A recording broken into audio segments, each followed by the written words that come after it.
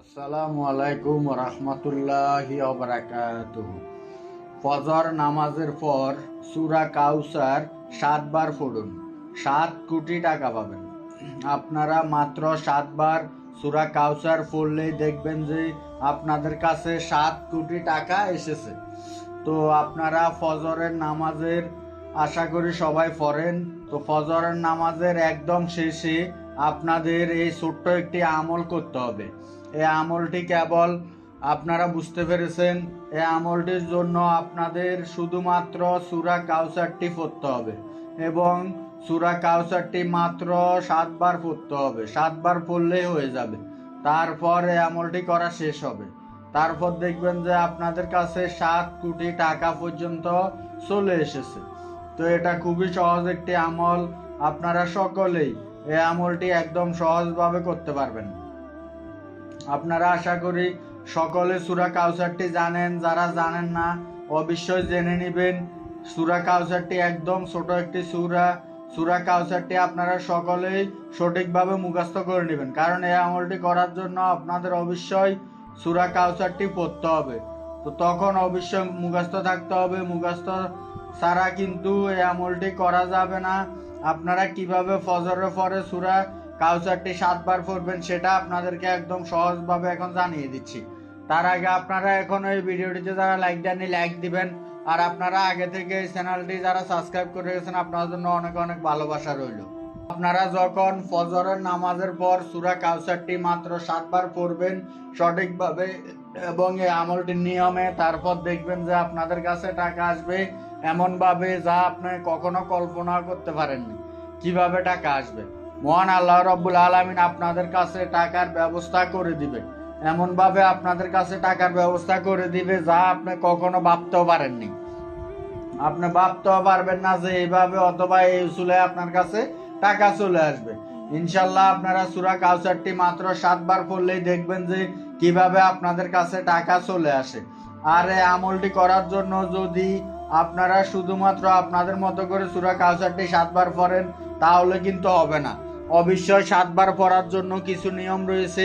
এক কথায় বলতে গেলে এই আমলটি করার জন্য আপনাদের শুরু থেকে শেষ পর্যন্ত নিয়ম রয়েছে, সেই নিয়মগুলো জানতে হবে। নিয়মটি হচ্ছে আপনারা সূরা কাউসারটি পড়ার আগে অবশ্যই একটি দোয়া পড়বেন। সেই দোয়াটি এখন আপনাদেরকে জানিয়ে দিচ্ছি। দোয়াটি এত ছোট যে আপনার আশা করি মাত্র একবার শুনলে মুখস্থ হয়ে যাবে, এত ছোট একটি দোয়া। তো সেই দোয়াটি এক শব্দের একটি দোয়া। দোয়াটি এখন মাত্র 3 বার তেলাওয়াত করে শোনাচ্ছি। আপনারা আশা করি 3 বার শুনলে খুব সহজভাবে আপনাদের মুখস্থ হয়ে যাবে। দোয়াটি হলো আলহামদুলিল্লাহ আলহামদুলিল্লাহ আলহামদুলিল্লাহ। আপনাদেরকে 3 বার তেলাওয়াত করে শোনালাম। এই এক শব্দের দোয়াটি আপনাদের পড়তে হবে সূরা কাউসারটি পড়ার আগে। তো এই দোয়াটি আপনারা কতবার পড়বেন তা তো জানিয়ে দিব। আপনারা অনেকে আছেন যারা সূরা কাউসারটি জানেন না, আপনাদেরকে এখন সূরা কাউসারটি মাত্র একবার তেলাওয়াত করে শোনাচ্ছি। আপনারা যারা জানেন তারা শুনবেন এবং যারা জানেন না তারাও শুনবেন। আউযু বিল্লাহি মিনাশ শাইতানির রাজিম। বিসমিল্লাহির রহমানির রহিম। ইন্না আতাইনাকাল কাউসার ফাসাল্লি লিরাব্বিকা ওয়ানহার ইন্না শানিয়াকা হুয়াল আবতার। একদম ছোট একটি সূরা। এই সূরাটি বাচ্চারা পর্যন্ত জানে, কারণ পবিত্র আল কোরআন শরীফের একদম ছোট একটি সূরা হচ্ছে সূরা কাউসার।